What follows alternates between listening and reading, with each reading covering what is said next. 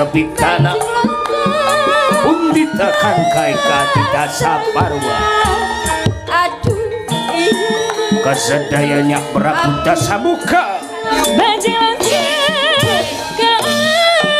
kesenan aduh Duk kuwi ora gampang nembang klasik terus tempone iso pas tepat jadi Ndek Safia mau menawi kula amati njupuk nafas teknik pernapasan arepe ngepaske ning nggon tempo irama niku ndak sembarangan anak bisa menika wau saged lho Pak Dalang menawi paring kanugrahan untuk anak spesial menika ora kurang dalan semangat ya Nduk sinau sing tenanan sok dadi sinden sing profesional sapa ngerti ya sampean titeni ya sapa ngerti mengko sampean iso melanglang dunia lan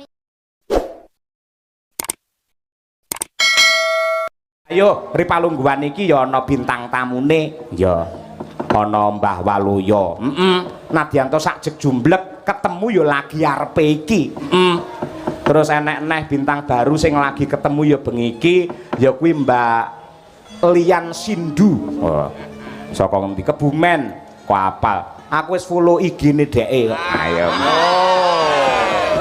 wah leneng IG nduk fotone bah jan luar biasa ayo ora keri ya kuwi bintang kita yang sudah viral tiap malam tidak pernah berhenti yaitu seorang wanita yang cantik dan jelita dan juga menjadi idaman seluruh dalang di Indonesia termasuk saya Elisa Orocarus Alaso Cahyokuntati ya engko guyon bacotne neh nduk ayo pemanasan sik ayo ngono coba tak ngaturi kali Mbah Waluya karo Mbak Elisa barengke wae mergo ben setelan aku sosok ora mudeng ya ben piyai loro kuwi ABC aku kari apa kuwi jenenge kari dadi MC iki kok ayo tumpakke prau layar men Mbah Waluya karo Mbak Lisa tindak pepanggungan mangga yuk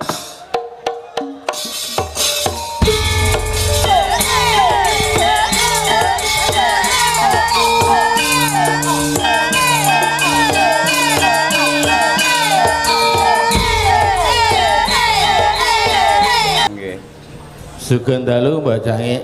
Nggih, alhamdulillah nadyan nembe menika tepang ning kula sampun kulino mempelajari YouTube panjenengan nalika ndagel kalian Pak Sino Nugroho wonten ing Ngayogyakarta ngaten nggih nggih. Yen ngapunten Mbak Cangik. Lah napa? Nggih, nembe sepisan iki kepenuk kepenuk. Kepethuk kalian jenengan. Urung-urung kok ya wis mbanyol, kepethuk sampean iki. Wong tuwa niku ilate sok kaku. Nggih ta. Nggih mengkari ilat sing sok kaku. Nggih, bener. Lanang niku mboten kaku malah bojone muring-muring. Ayo.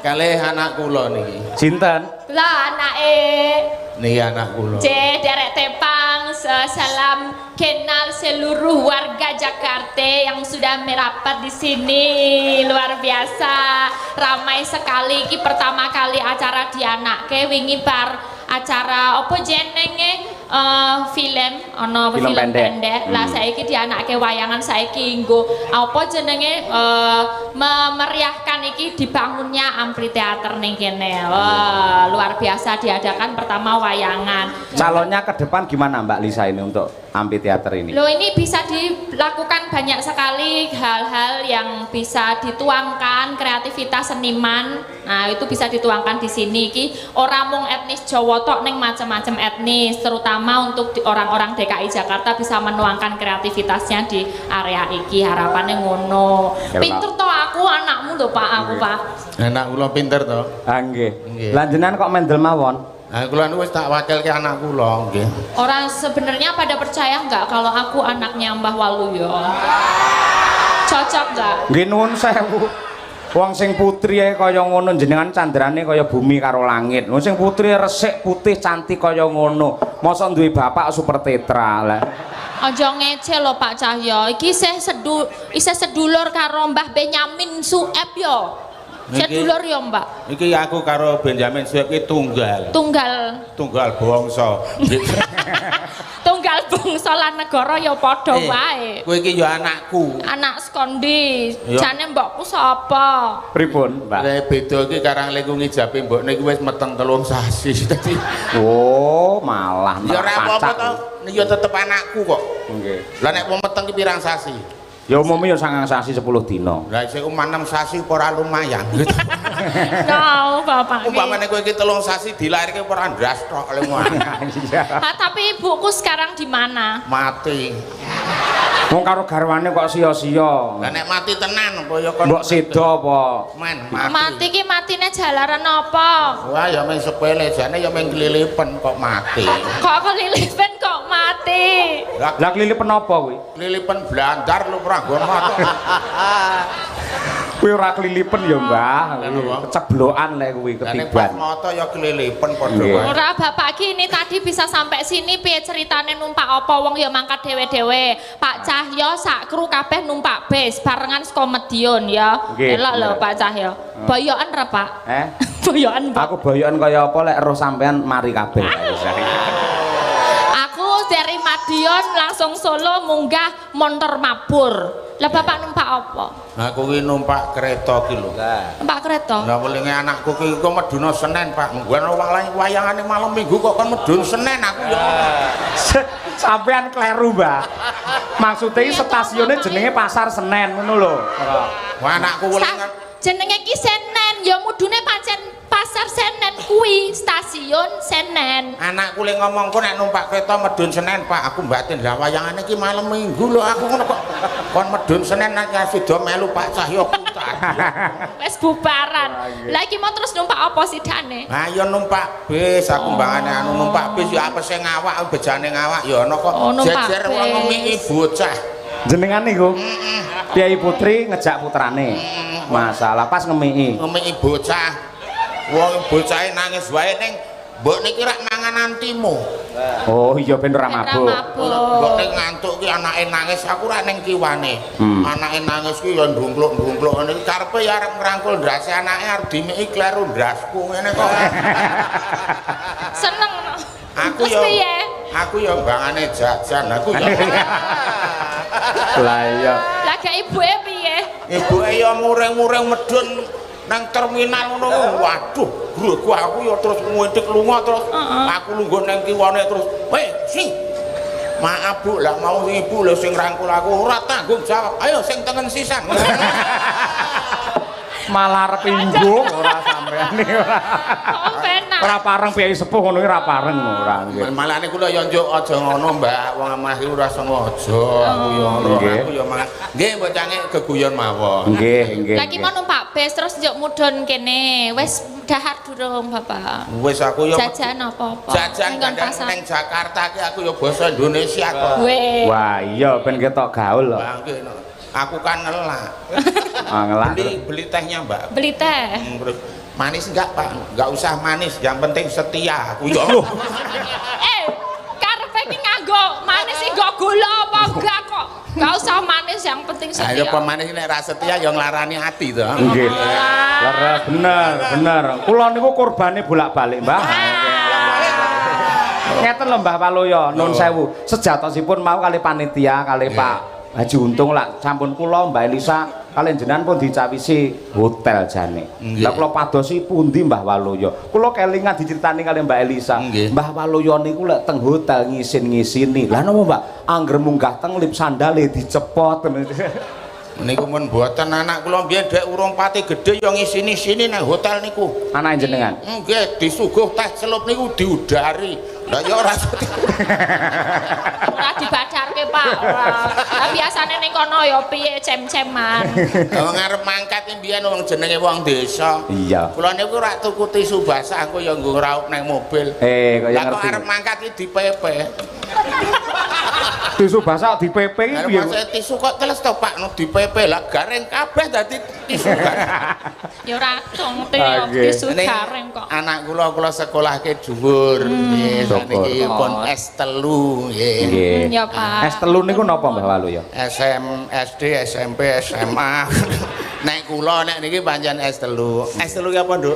Es telu saiki es telu ki ya arepe dokter ngono lho, Pak. Oh, nggih ya. Elek-elek wong kula mbiyen ning UGM. Ayo Yogyakarta. Lho, kok ten omah niku lho UGM. Loh, lah nggih Universitas Gajah Mada. Gajah Mada. Kowe udu urip gumantung maratuwa.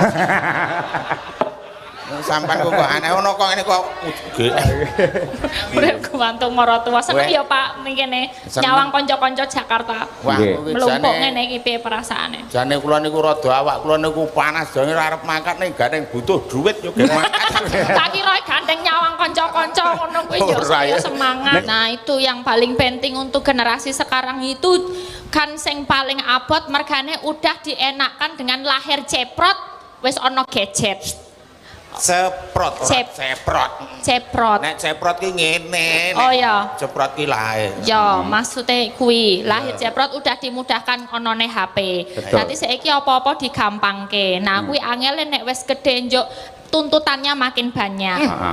Beda nek karo wong biyen zaman bapak, zamane Pak Cahyokun tadi, pemuda zaman biyen kan carane ben iso oleh kesuksesan ini merambat merangkak ngantek iso mlaku ngantek iso berjalan ngantek iso melayu. Nah kuwi kudu dadi semangate generasi zaman saiki aja nyepelekke dumeh gampang njuk nyepelekke njuk bar kuwi wegah aja ngantek ngono kuwi. Ya nek iso ya piye carane ya Pak dinehi petuah Pak sebagai wong zaman biyen sedulure Benyamin. Ya ngene lho nek saiki kan zaman milenial utawa zaman maju usume HP kaya ibumu dek urip biyen iki aku ki karo HP ki kalah. Mbokmu ki tangi turu sing digoleki udu aku HP. Aku ra kanggo nek aku ki tangi turu sing tak goleki bojoku. Soale HP ku go bojoku. Ayo disita bojomu. Nggih, niki mangke bisa disambung nih Pak Haji Untung Raharjo Tasih Pak Haji Unjuk nggih wonten mbok menawi saged nyawiji monggo jenengan ingkang ngaturi Mbak Lisa nggih tanpa mengurangi kehormatan Pak Haji Untung Raharjo. Nggih, kalih Pak Haji Encu menika saged minggah pepanggungan, naik ke atas panggung bersama-sama grup karawitan Madangkara, Pak Cahyokun tadi dan semua kru di sini. Saya ki nyuwun kesukaannya beliau itu karena dari Jawa Barat. Ya. Dipilihkan penyanyi yang paling pinter menyanyikan Jaipong. Oh, Sunda. Biar sekali-sekali nanti jadi Pak Haji Unjuk Raharjo dan saya jadi Cecep apa? Oh bukan, Cecep Encu. Nggih, sugeng dalu Pak. Ngersakaken menapa menika Pak? Bajing loncat. Bajing loncat. Oh nggih. Bajingnya semene gedene apa bisa melompat? Nggih. Ya. Jenenge bajing lemu kok. Bajingnya makmur nggih Pak nggih. Ya, ini kita kasih bajing loncat sama Madangkara. Mbak Lian sendiri apa ditemenin? Sama Mbak Elisa. Mbak Lian mau yang pelok apa selindro? Bisa. Pelok. Oh, yang biasa aja. berarti pelok. Nggih, oke. Pelok Ya. aja. Enggak. Diaturake, monggo langsung intro. Hae saking saronipun, monggo bajing loncat. Yo. Bapak di tengah, Bapak di tengah. Pak Haji di tengah. Dirapit sama dua bidadari. Iya. Nanti yang nyanyi kita, Pak. Bapak nonton aja. Apa kalian joget, Pak? Gak apa-apa, berdiri aja, Pak.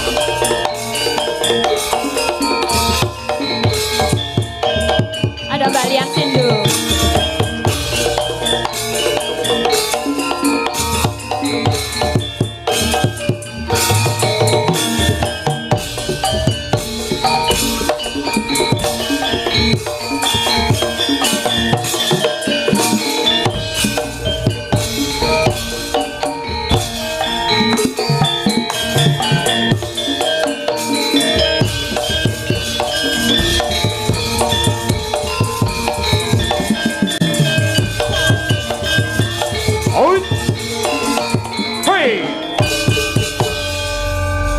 Nanti liriknya bisa dibetulin ya Pak.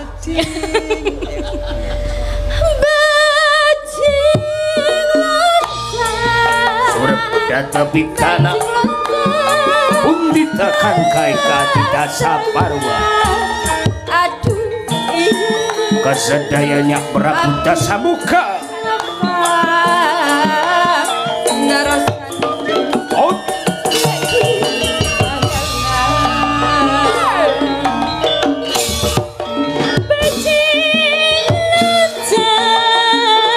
Bajing loncat ke astanan. Aduh, aduh, aduh, Bapak abdi lepas ngarasa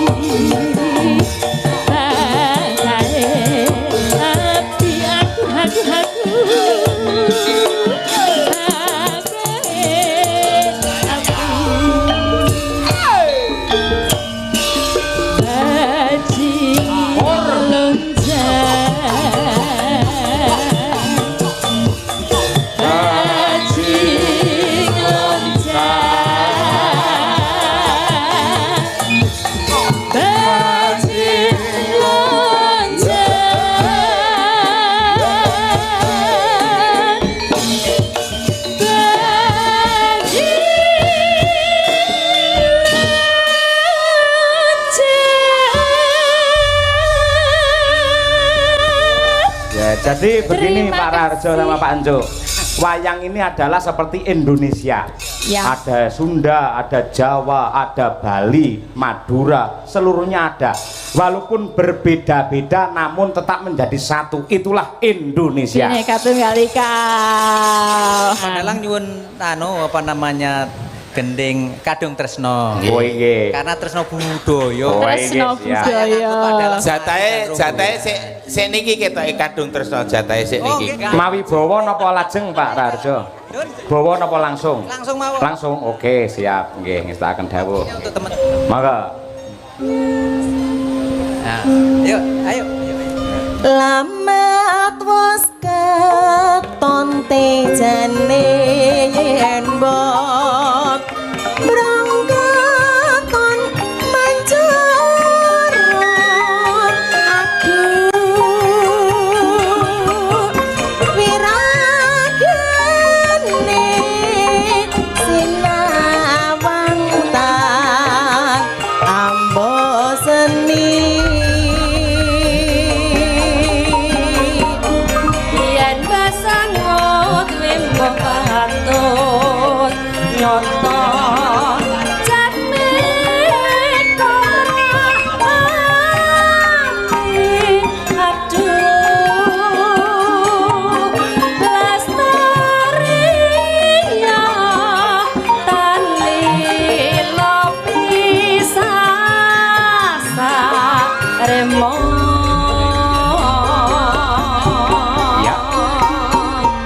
nadyan bedah kali kalian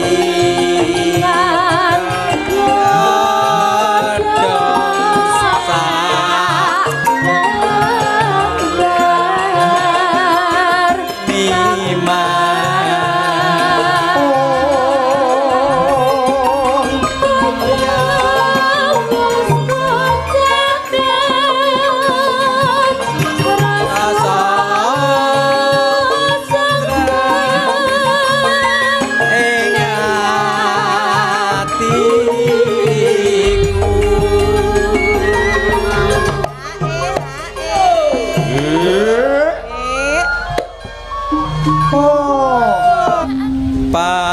Pacane sarwa asri jroba tinku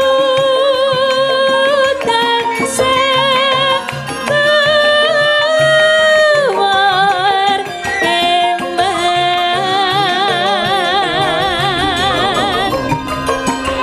was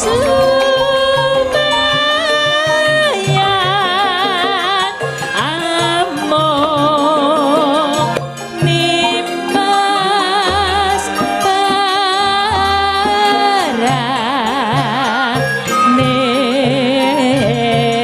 paraning sing.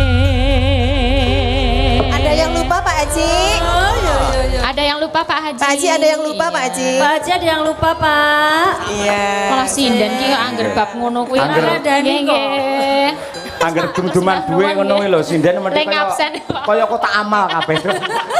soalnya aku lompon apa loh mas Terus doanya yo langsung hafal jadwalnya Nggih, sembah nuwun, sembah nuwun. Wah, iki sinden Madangkara rumah saku kaya piknik to tujuan. Seneng lho, Piknik Pak. entuk dhuwit malah.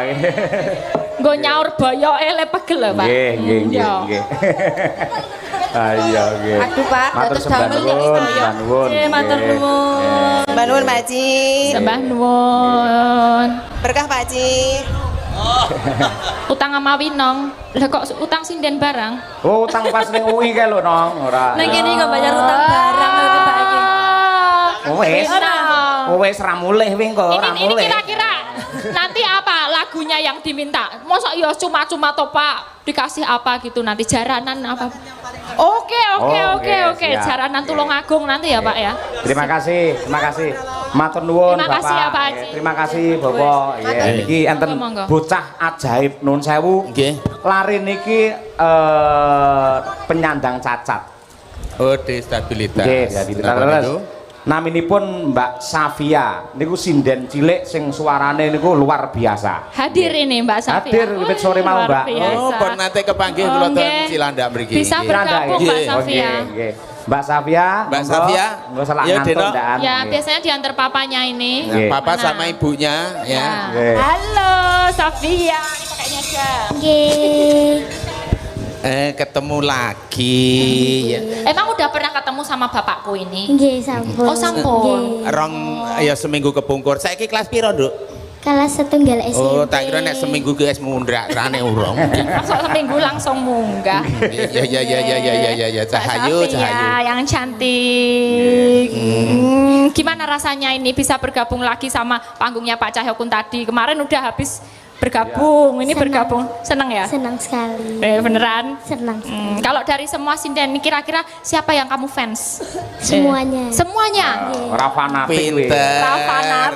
Ora seneng gawe lara ati kok iki. Iya. Kira-kira mau ngasih lagu apa ini Mbak Safia? Sinom nyaman. Sinom nyaman. Ape tenang. Biasane liyane iki anu lagune dangdutan iki sinom. Sanggon aku kuwi wis ora kenal budaya Jawa cah semene-mene iki mbokne iso kutut manggung pilih nyenggaki tarik semongko. Ya. Ya coba ya Mbak Safia. Ya Safia, Cahayu. Rodono men syutingnya pas. Oke, nah, wes hop. Nah.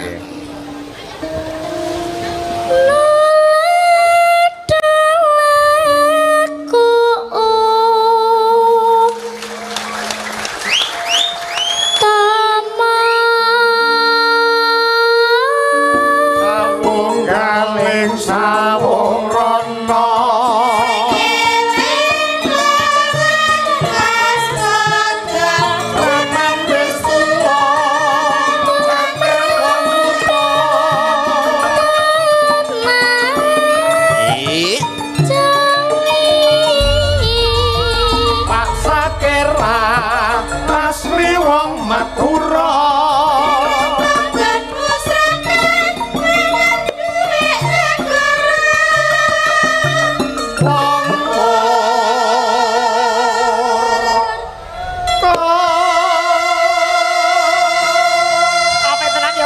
Suaramu apik, aja sok maem sing mambu-mambu lenga. Oh, ngono Kaya selesai to. apa? Oncor kompor.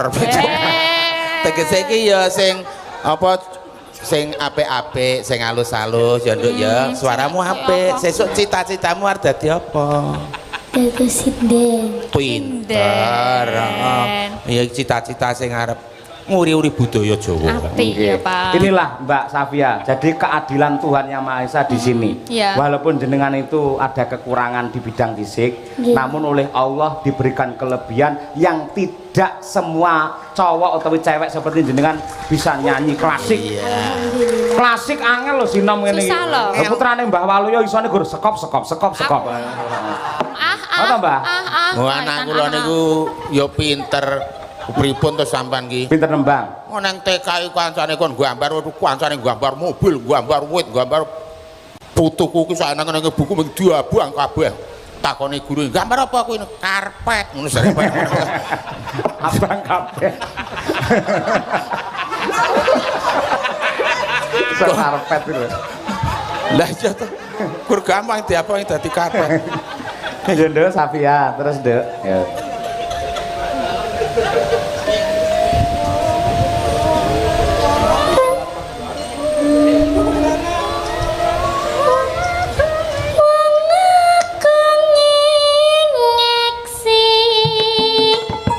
Suara suling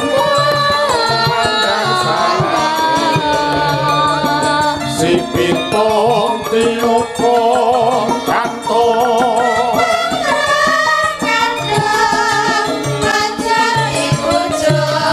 mundak gawe bingung Bahan seno hatimu. ojo lali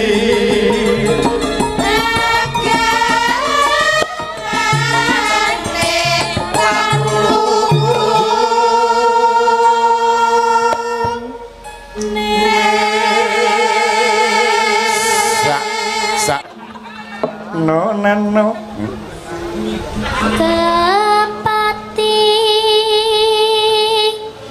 amar suci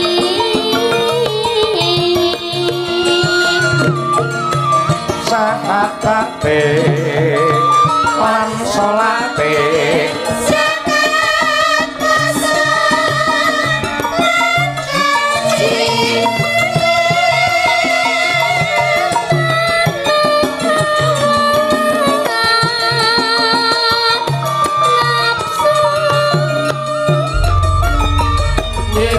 simang dirapi walondo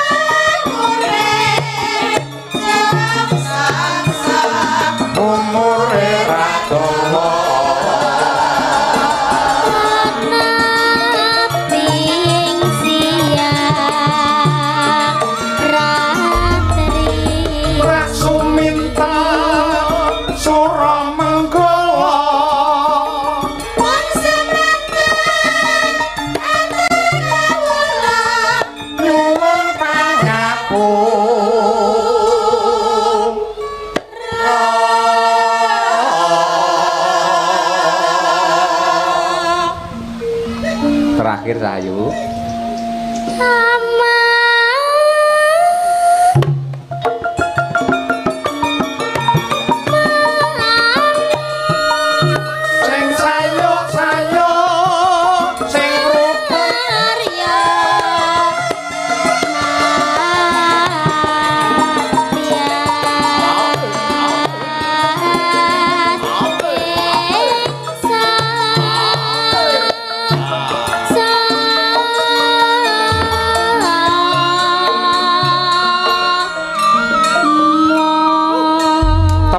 yang meriah, Safia luar biasa. Safia, yang ngajarin siapa Safia? Enten pelatih kula. Ada pelatih? Nggih. Sinten? Tante Natalia dan Om Bimbo. Hadir loh ini Tante Natalia, Om Bimbo. Mulane Natalia iki ket sau meguk-meguk nang kono. Aneh Delok murid nang kene pentas. Nah ya kene iki hasil asuane utawa apa jenenge bimbingane Dena Natalia. Ya. Apa biasane iki lek enek Safia nembang ngene kaya ning UI wingi iki bintang tamu mbuh sinden apa pelawak mesti nyangoni kok, Nduk. Ha iya. Pak, wingi ning UI nyangoni pelawake. Ha iya. cara ning UI. Cara ning UI lah iki nang kene kok iya dadi beda. Beda ya, Pak? Pri, kowe iso sinom ngene iki ora aja mung brengos tok ngono kuwi to. Niki Supri Kentir. Nggih to. Nggih niku brengose semanten iki wis tau ning nggon aku ki wonge kula nu ning jaba ki brengose tekan pawon. Iya. Heeh. Nggih. Ya ini apresiasi aku tadi yang dari Pak D, Pak Raharjo sama Pak Encun buat kamu ya. Nah, kayaknya. Mbakmu kowe nggo duit ora? Matur sembah Ya, nuwun. sitik aja buat belajar lagi. Jangan dikasihin gurunya ini ya, Mbak Natalia ya, buat kamu loh ya. Ya pakai disimpen sing apik ndak dijukili ibu nggo jagong. Bu Kesi ayo Bu Kesi. generasimu lho ayo. Karo paring dawuh raketan sithik nggih semangate bocah. Ya. Kene tak jalukke karo anu iki. Ha kene. Ya sing rada akeh Bu Kesi mosok 20.000 aja lho. Iki nduk iki saka kae lho kae tukang usung-usung kae. Ya iki ya matur nuwun. Dari Mami Sri makasih. Nah ya. Ya iki 100 anane ya iki sumpah ora nyatrut aku. Matur sembah nuwun. Nah sapa neh Mbak Kesi. Nah. Nggih. Oh, dadi talang aja terus lho, Pak. Tak jupuk sing rada anu sing gegem sing siset. Kene mikeh. Nah, sing penting duit sik, mikeh penting. Kayak iki neh. Ya, iki neh. Heeh. Ya, sesuk nggo tuku wedhus kayak gaduh kemubeng. Oh, bener kuwi. Wah, malah entuk akeh. Wedhus mana? Yo, matur nuwun. Ya nduk kene. Apa tak gawake wae apa timbangan? Lah, aja. Kabotan. Sik Bu Kesi. Bu Kesi paring dawuh sik. Sampun. Nah, ya kene Bu Kesi. Ayo. Bu Kesi paring dawuh monggo Bu Kesi, Mbak Kesi. Mbak Safia. Nggih. Kangge anak kula wedok genduk Safia Nggih. sing nyatane bengi iki sampeyan iso tampil secara luar biasa nembangake Sinom Parijoto Nyamat. Nggih. Nduk, kuwi ora gampang. Nembang klasik terus tempone iso pas tepat. Dadi Ndek Safia mau menawi kula amati, njupuk nafas, teknik pernapasan arepe ngepaske ning nggon tempo irama niku ndak sembarangan anak bisa. Menika wau saged lho Pak Dalang. Ngepaske tempo karo ngadeg karo atiku jan keronto-ronto tenan. Pak luar biasa Gusti Allah menika menawi paring kanugrahan untuk anak spesial menika ora kurang dalan. Buktine generasi sinden tidak akan pernah punah. Contohnya ada sinden-sinden seperti Safia yang akan terus melestarikan budaya Jawa. Amin. Semangat ya Nduk. Nggih. Sinau sing tenanan, sok dadi sinden sing profesional. Sapa ngerti ya, sampean titeni ya. Sapa ngerti mengko sampean iso melanglang dunia lantaran Amin. dadi Amin. sinden iki mau. Safia, Nduk, Bu Kesi kuwi 5 benua semua sudah pernah dikunjungi mergo nyinden. Tuh. Sami Mbak Umi niki, lek ora pinter nyinden ra bakal numpak pesawat dhek. Wong anggere-anggere mendarat ngene sikile melu ngerem dhek iki. Nggih, luar biasa tutukne ya Nduk Safia ya. Lek belajar Semangat tetap ya. semangat ya. Nambah Sendika perbendaharaan. Wah, nggih. Oh, ini ada lagi, ada lagi. Ya. Monggo masih dibuka. Nggih. Siapa lagi? Monggo mumpung masih di sini. Monggo ya, nan sewu ya. Nggih, matur sembah nuwun. Ya, Terima kasih. Yes. Saged Pak, monggo. Monggo. Nduk dipun Monggo. boyong Pak, malih. Dipun boyong, Pak. Mugi-mugi mangke Semangat, kinang semangat, nggih. semangat Nggih, nggih. Matur nuwun. Matur sembah nuwun nggih Pak Dalang, Nggih. Presiden, Nggih. Bapak-bapak pengrawit. Ya, semangat belajarnya, nambah lagi lagunya, perbendaharaan gending-gendingnya. Nggih, matur sembah nuwun. Jeng. Nggih. Oke. Wah, iki Mbak Kesi mau ngendika tempone pas. Aku ki sok jatuh tempo wae ora iso bayar malah. Awi sing abot Pak, jatuh tempo. Jatuh tempo. Jatuh temponya mekar. Ayo, jatuh tempone wae tuku karpet mau. Oh, salim. Pak, nggih, Pak, sami-sami Pak, nggih. Sakmenika gentos bintang-bintang Madangkara Mbak Lisa nggih. Siap, Nggih, ini monggo. eman-eman kalau Eman-eman. enggak Sik dipertunjukkan. pundi monggo, sik dijokke. Sik iki mau mergo dimandat karo Pak Raharjo. Pak Raharjo. Nggih, kuwi genduk winong. Nggih. Nggih, tampila sik. Sak gepok kok. Samono akeh Ayo. yo, ayo. Ayo menong. Jaranan sing dikresake, ayo. Lagune milih apa karo Mbah Wir gen seneng, ayo. Iya. Jaranan ya disendikani jaranan. Nggih, nggih. Nek jaranan aku tak ngalih, monggo. Ayo nang jumeneng nang, Nduk. Nggih. Nduk. Apa lagune apa? Anu, napa nggih? Ninggal Napa, Pak? katresnan wae. Mboten Pak Haji Untung Raharjo ngersane lagu napa, Pak? Oh, jaran. Oh, sing penting jaranan ngoten nggih. Oh. Napa? Mbah Wir napa Mbah Wir? Nah, ninggal Oh, katresnan Mbah Wir ninggal katresnan. Yo, yang Tapi ngono di mix memane ya. Di mix memane ya. Memanek dulu nanti baru ninggal Oh katresnan. iya, ndangdute memanik engko terus nggen jaranane engko ninggal katresnan. Winong Ya. Nawangse. Oke, yuk dados.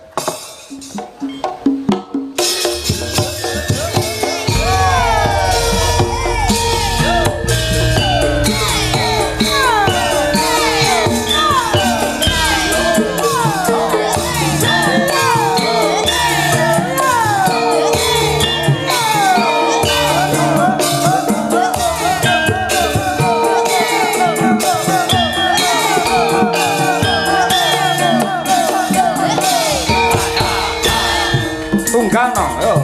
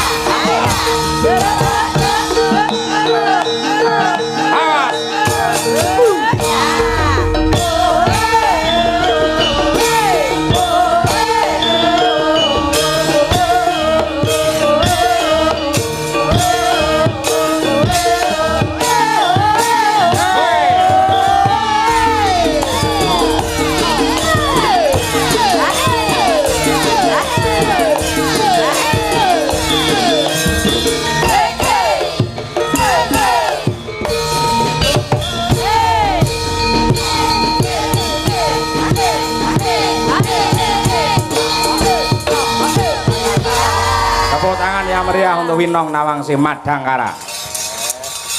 Terima kasih Nong. Wis neng Jakarta Winong wis duwe bapak ya kuwi Pak Untung Raharjo. Wis duwe bapak dhewe-dhewe saiki pisan. Birgita Pak Prapto. Umi Mbah Baryadi ya to. Elak tenan. Mbah nuwun nggih. Mbah Waloyo matur nuwun ingkang agung nggih Mbah. Menawi enten kirange lepate anggen kula gojek terlalu kebanyakan karpet nggih. Pangapunten. Nggih, saderengipun Mas Mbok Limbuk kepareng nyuwun wekdal badhe nyekar macapat dandang gula. Oh ngaten, siap. Menawi lepat kula nyuwun pangapura. Nggih monggo. Jangkrik. Tak kira nembang bae parikan kucluk. Nggih matur nuwun. Wah dan Mbah Waloyo karpet.